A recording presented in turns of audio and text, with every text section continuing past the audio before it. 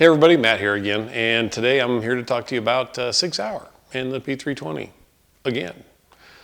Sig just can't seem to do the right thing. 2 days ago they released a press release basically saying it's the holster's fault. Wasn't me. I looked right in your face. Wasn't me. Well, I'm supposed to be a fool, right? Hey. Wasn't me. So let me take a quick read here and I will show you this. Put it up here on the screen so you can read along. Sig Sauer is reminding consumers about the risks associated with using the use of light-bearing holsters, which have been involved in a number of alleged unintentional discharge incidents. Due to the large openings in these holster designs around the trigger, necessarily for accommodating the bezels of attached weapon lights, fingers or foreign objects may be able to enter these holsters and contact the trigger. This vulnerability may be exacerbated by the use of a light-bearing holster without a compatible weapon light attached. Placement of firearm in the holster, blah, blah, blah, blah, blah. You can read it. I'll put a link to it in the description of the video so you can go look at the whole thing yourself. But let's just talk about this. This is the most recent thing that they've put out since the unintentional, negligent, accidental, whatever you want to refer to it, discharge from the Montville PD. So this is more SIG trying to dig themselves out of the hole. Light-bearing holsters and guns. Do a Google search. Go look for holstered Glock law enforcement unintentional discharge. I did it, and I'll tell you what you're going to find, a whole bunch of SIG P320 articles. If you Google law enforcement, Walther PDP, Walther PPQ, or just do Walther, unintentional discharge, negligent discharge, and I'll tell you what you're going to find.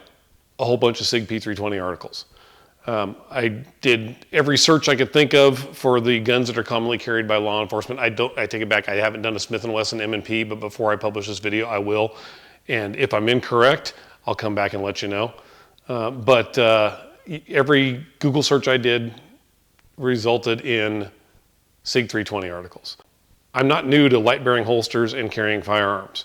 I was one of the first guys on my department in patrol to put a light on his handgun. I'm talking 2000, maybe 2005, somewhere in that ballpark. This is my old duty gun. It's a SIG P220 45. This is the holster that I used at the time.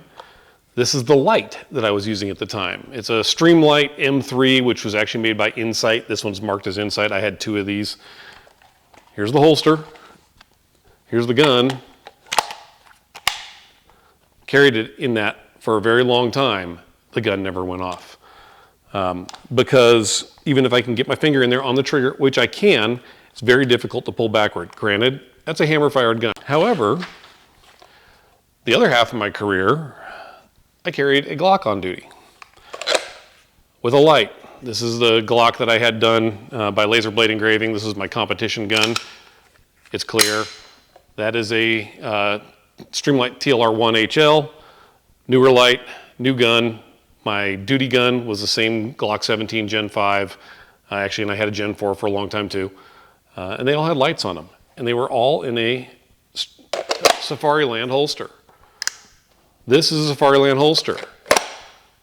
This holster, I cannot get my finger into that holster and on the trigger. Maybe a tiny little kid finger could fit in there, even though there have been some incidents where guns have gone off in the holster because somebody, there was a Lodi police officer several years ago at a public function, and a little kid came up, managed to get her finger in there and cranked off a round. Thankfully, it didn't hit anybody, but the gun was holstered, and she got her finger in there and pulled the trigger. I think it was a she. Anyway, it was a small kid. But carried a Glock, long time. Didn't go off in the holster. Walther PDP. It's clear.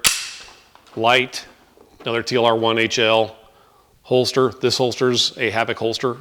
Holster that I use for USPSA shooting and other competition stuff that I do, 2-gun and 3-gun. And then I also have this, which I want to say, I can't remember the brand. I think it's like a US holster, US duty gear or something like that. Another holster, for this PDP. You're not finding articles about PDPs going off. You're not hearing news stories about PDPs going off. You're not hearing news stories about Glocks going off while they've been holstered.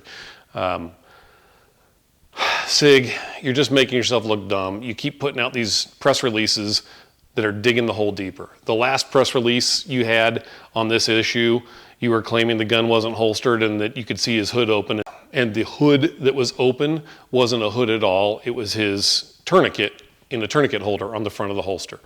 So SIG, please, just stop. You're just making yourself look silly.